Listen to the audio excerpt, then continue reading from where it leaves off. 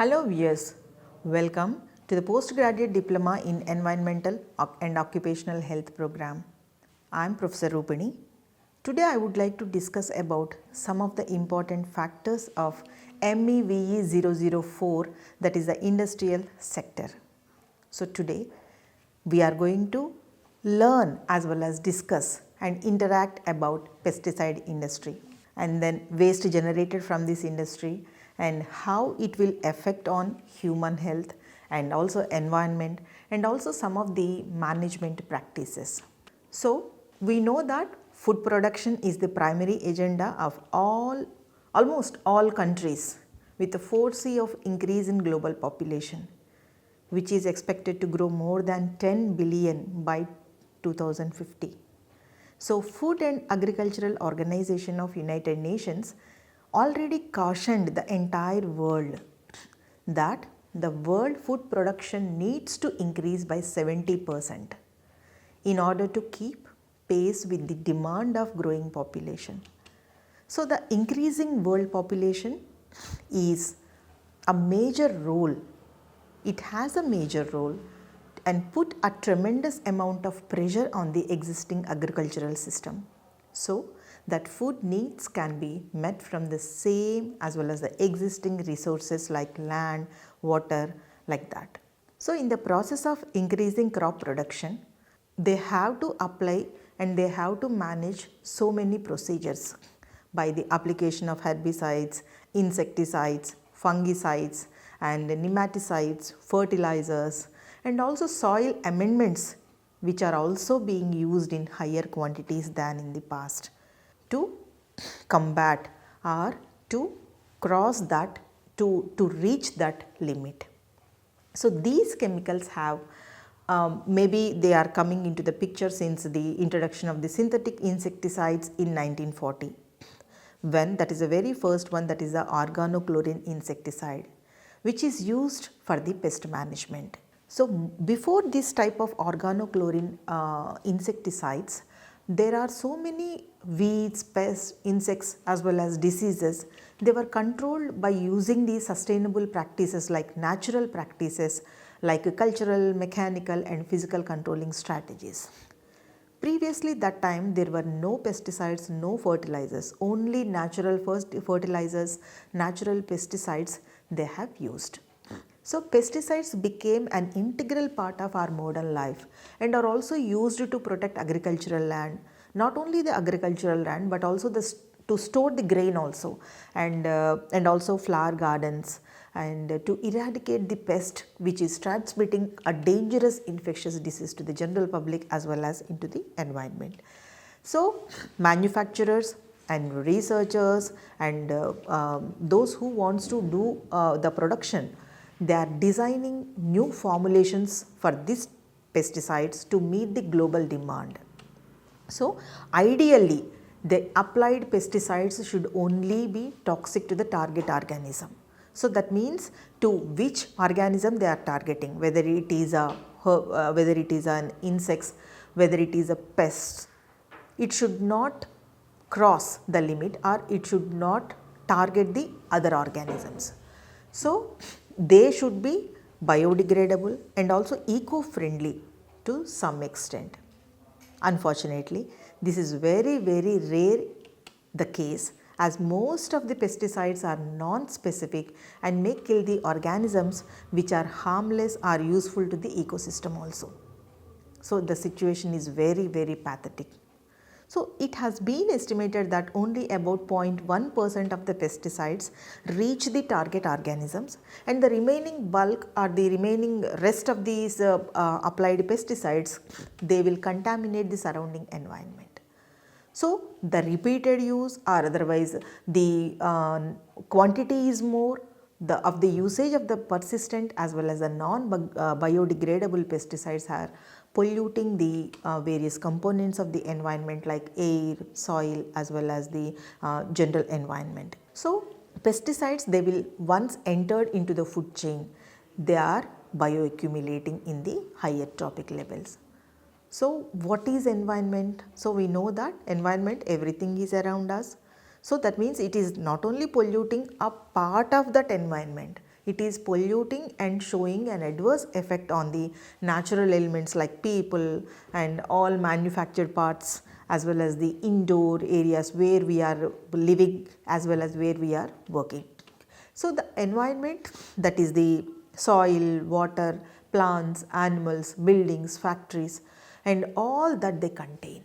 So, anyone who uses a pesticide, they should consider that how it affects the environment.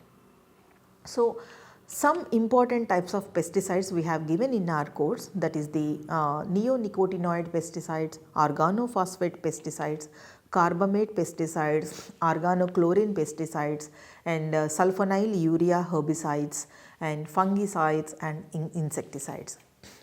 So, you must be aware of certain physical and then chemical characteristics of pesticides before understanding or otherwise if you are using for the application of these pesticides in any of the form. So, the first characteristic feature is solubility, second is adsorption, third is persistence and volatility, to know how they move into the environment and interact with it. So, solubility, we know that it is a measure of the ability of pesticide to dissolve in a particular solvent. Normally it is water, and highly soluble pesticides, they will dissolve easily in water. They are most likely to move with the surface water runoff, or otherwise it can leach down through the soil than less soluble pesticides. And the next character is the adsorption. That is a measure of how well a pesticide sticks to the soil particle. It can also occur because of the attraction between the chemical as well as the soil particle. Typically, oil soluble particles which are more attracted to clay particles and also the organic matter in soil that water soluble pesticides. And also pesticide molecules with a positive charge are tightly adsorbed to the negatively charged soil particles. So, any pesticide which absorbs to the soil particle is less likely to move from the spray site than ones that does not adsorb tightly to the soil. And also the other characteristic feature is the persistence.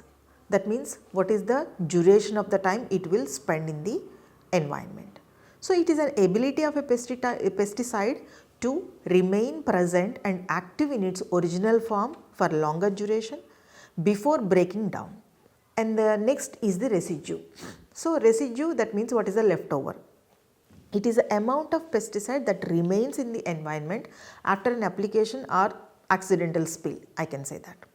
So, a residue is desirable when it provides long-term pest control activity and also reduces the need for the repeated application.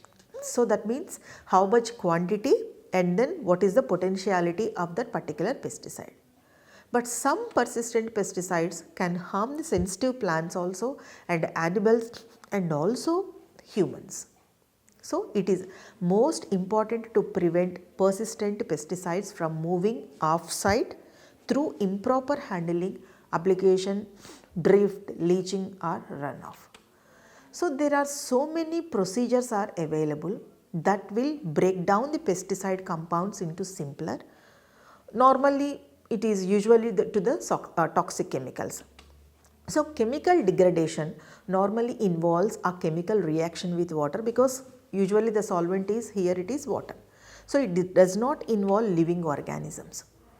Sometimes microbial action is also there to break down the chemicals by soil microorganisms like fungi or bacteria. And another process is also there, that is a photodegradation. It will also break down the chemicals in the presence of sunlight. So, if we will consider pesticide cycle, how it moves, how it will enter into the general environment, first we have to understand that they move from the targeted application site in many ways. So, in air, in water, and it will be attached to the soil particles and also on the any objects like people or otherwise vessels or poles like that. So, movement of air if we will consider. So, that is a drift is the movement of a pesticide from the application site either by the wind or by the air currents. People, those who will mix these pesticides as well as load and apply these pesticides outdoor are usually aware of how easily these pesticides may drift from the application site to the other areas. So, they may travel because they are in the form of spray droplets, definitely it will move by wind, or otherwise sometimes if it is a liquid pesticide, so vapors will enter into the atmosphere, or it may attach to the dust particles, or otherwise sometimes it may be solid particles, and even on blowing soil particles. So, that is the movement in air. If we will look into the movement in water, so most off-site pesticide movement in water is either by the runoff, that is a surface movement, or by leaching procedure, that is a downward movement through the soil. So, runoff and leaching that can occur when too much pesticide is applied, that means the more quantity is applied than required, or it may by the accidental spill onto a surface, or otherwise too much rain or irrigation water moves pesticides through the soil offside because it is we cannot control the rain, and then maybe it will enter into the groundwater.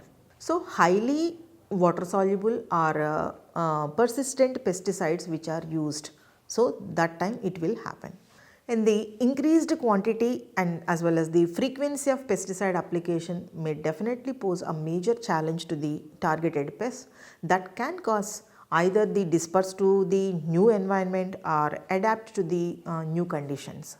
So, the adaptation of the pest to the new environment definitely through many mechanisms.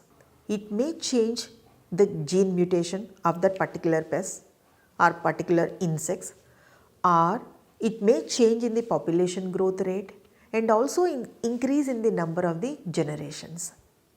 So, ultimately the result is increased incidence of pest resurgence, we can say that, and appearance of pest species that are resistant to pesticides even after application of the pesticide. So, this is a very big problem for a farmer.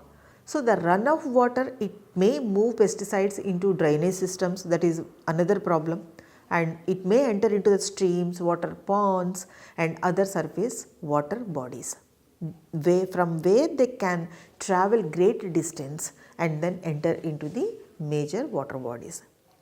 So, pesticides sometimes it may leach down through the soil and may reach the underground water also. So, the most important part we have to understand over here, it is application of the pesticide. It definitely plays an important role in the pest management procedure. So, proper technique of application of pesticide and the equipment used for applying pesticides, they are more important to the success of pest control operations. So, the application of pesticide is not only the operation of sprayer or the duster. It should be integrated, or otherwise we can say that we have to use in association with thorough knowledge of the pest problem, the use of pesticides knowledge, and also the application of equipment, and also the pest management points, pest management methods. So, the main purpose of the pesticide application technique is to cover the target area with maximum efficiency and also with minimum efforts to keep the pest under control as well as minimum contamination of non-targets. So, all pesticides are poisonous substances. We have seen in the previous session also, any chemical is poisonous if it is crossed its limits, and they can cause harm to the all living things. So, their use must be very judicious. So, the application techniques ideally should be target oriented, so that safety to the non-target areas as well as endangered species and also the environment is to be ensured. So, proper selection of application equipment, knowledge of the pest behavior and skillful dispersal methods are more important in the pest management. So, the complete knowledge of the pest problem is more important to define the target area or the location of the pest on the foliage, under the leaves or at the root zone, like that. So, the most susceptible stage of the pest for the control measures will help to decide the time of application also, and also the requirement of coverage, and also spray droplet size that depends upon the mobility and the size of the pest. So, the mode of action of pesticide, that is relatively toxicity and other physicochemical properties, will definitely help to decide the handling precautions as well as the agitation requirements like that. So, apart from the complete knowledge of the equipment, it is also necessary to develop desired skill of operation to select, to estimate the number and the types of equipments which are required to treat the crop in minimum time and to optimize the use of the equipment. So, there are many adverse effects of pesticides on human health have started because of their toxicity and persistence in the environment, and also their tendency to enter into the food chain, and they are able to enter. So, pesticides can enter the human body by direct contact with the chemicals, maybe through food, especially fruits and vegetables which are contaminated with water or polluted air. If we will look into the air pollution because of the pesticides. So, the presence of pesticides in air that can be caused by the number of factors like spray, drifting, volatilization of the gaseous one, and then and the liquid forms of the pesticides from the treated surfaces or the aerial application of pesticides. But the extent of drift, that is depends upon the droplet size, what we have seen, and then wind speed in that particular area. So, the rate of volatilization is dependent on time. That means whenever we are applying the pesticide after pesticide treatment, so the surface on which the pesticides settles, and the ambient temperature, humidity and wind speed as well as the vapor pressure of that ingredients. So, there are so many factors we have to understand before applying a certain pesticide. So, the volatility or the semi-volatility nature of any pesticide compounds, they will constitute an important risk of atmospheric pollution of large cities. For instance, organophosphorus pesticides are there. They were identified from the environmental samples of air only, not from that particular farm. And also the surface which is following the agricultural spray applications in many of the cities. And also there are some case studies also there, that is the Italian forest, the indiscriminate use of the pesticides and its active metabolites that leads to the contamination of water bodies and ambient air, possibly affecting the health of the aquatic biota, fishes, amphibians as well as birds. So, the most important part over here is a buffer strip should be maintained. What is a buffer strip? So, the buffer strip is an area of land, a piece of land which should be maintained in permanent vegetation that helps to control air, soil and water quality along with other environmental problems, that deals primarily on land which is used in the agricultural. So, these buffer strips, what they will do? They will trap the sediment and enhance the filtration of the nutrients, and also pesticides by slowing down runoff that could enter the local surface waters. So, now we will see the water pollution. So, how the water will be polluted by the pesticide application? So, pesticide, the residuals in water, they are major concern because they pose serious threats to biological communities, not only humans but remaining species. So, there are different ways how these pesticides can get into the water bodies, like accidental spillage or the industrial effluents or the surface runoffs, or they can transport from pesticidal treatment soils and then washing of spray equipments after spray operations, and also drift into ponds, lakes, streams, river water, aerial spray to control all water inhibiting pests. So, these pesticides generally move from fields to various water reservoirs by runoff or the drainage induced by rain or irrigation. So, other major important threat is the soil pollution. So, a major fraction of the pesticides which are used for the agriculture and other purposes that accumulates in the soil. So that is also the repeated use or otherwise the indiscriminate use, we can say that the use of pesticides, they will definitely aggravate this soil accumulation problem. So here also there are so many factors to consider, like soil properties or the soil microflora, that determines the fate of applied pesticides, because it definitely will undergo a variety of degradation procedures, and then transportation, adsorption and desorption processes. So the degraded pesticides, they will interact with the soil and also with the indigenous microorganisms, so altering so much of microbial diversity and also the biochemical reactions and enzymatic activity of that particular microbial diversity. So pesticides that reach the soil definitely alters the microbial biomass.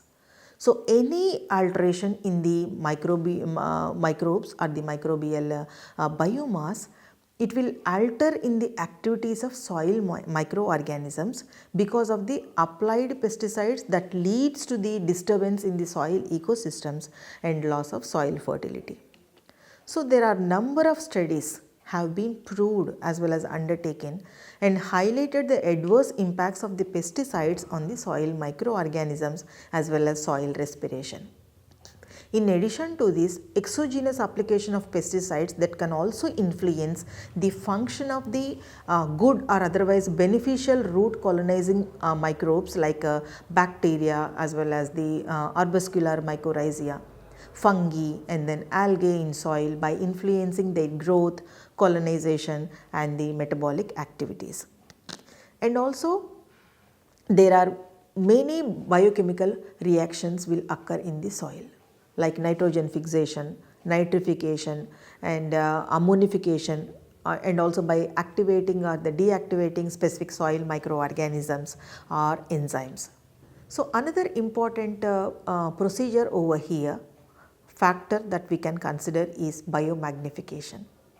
So you must have studied in the previous sessions that the increase in the concentration of pesticide or any chemical, because of its persistent nature or the non-biodegradable nature in the tissues of organisms at each successive level of the food chain, is normally we can termed as biomagnification.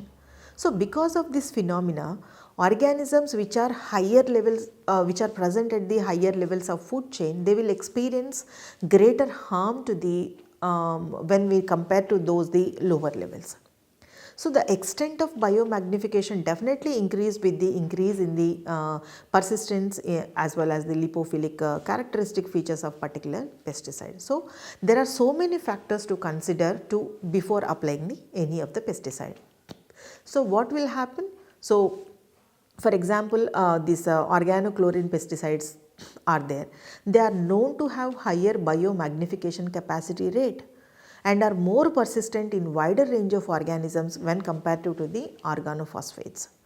For example, reproductive failure we have seen, and then population decline in the fish eating birds, and also observed as a result of the DDE, that is induced eggshell thinning. So these are some of the important pesticides.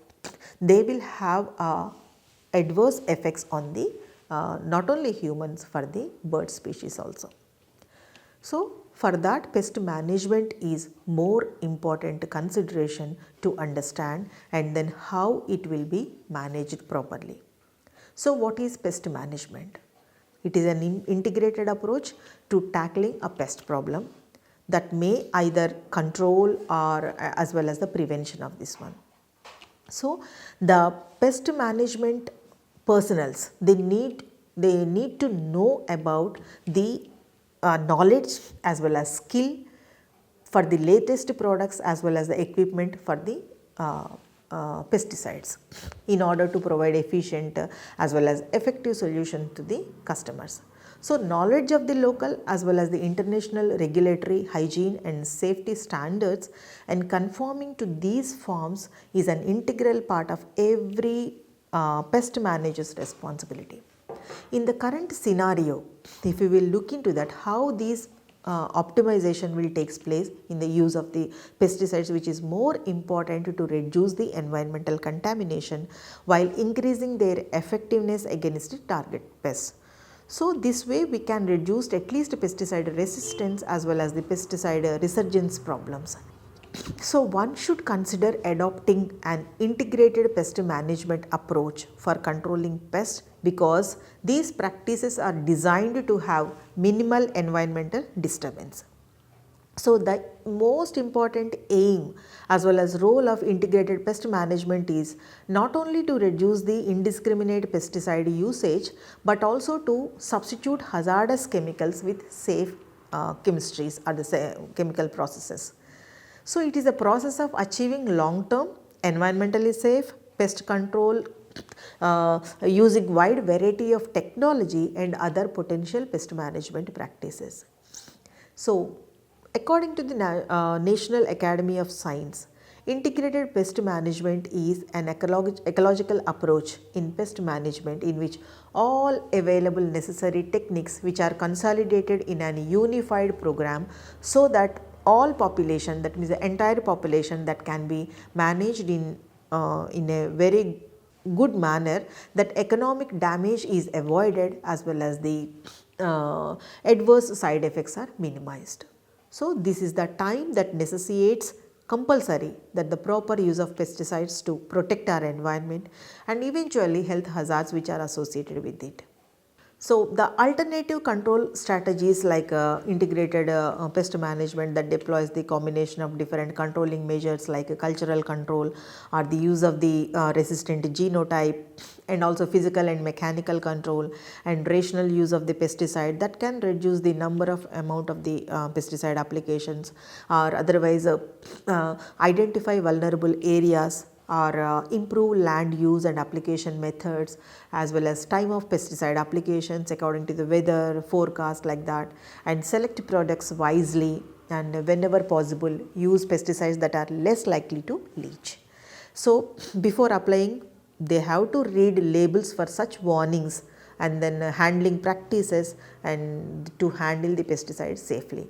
If we will look into the pesticide regulations in our country, the Insecticide Act in 1968 and Insecticide Rules 1971, to regulate the important registration procedures, manufacture, sale, transport, distribution, and also the use of insecticides with a view to prevent risk to human beings as well as the animals and for all connected matters throughout India. So, all insecticides, that is the pesticides, they have to necessarily undergo a registration process with the Central Insecticide Board and Registration Committee before they can be made available for use or sale. That means it will be before releasing into the market. So, typically all insecticides and pesticides in India are those substances which are listed in the schedule of the Insecticide Act 1968. So, the Pesticide Management Bill 2020 was introduced in Rajya Sabha by the Minister of Agriculture and Farmers Welfare on March 23, 2020. It seeks to regulate the manufacture, import, sale, storage, distribution, use and disposal of the pesticides in order to ensure the availability of safe pesticides and also minimize the risk to humans, animals as well as the general environment. So, dear learners, you must have understood the entire procedure of how the pesticide industry and then how the wastage from the pesticidal industry and their applications into the general environment. I would like to conclude by saying that it is an important part of the using pesticides legally and responsibly, which is considering where the pesticide may end up once it leaves the container and whether it might harm or damage non-target sites, plants or animals. So, by applying pesticides at the right time, in the right place and also with the proper application technique. So, by using these application techniques, we can greatly reduce or sometimes even prevent the drift, runoff as well as leaching.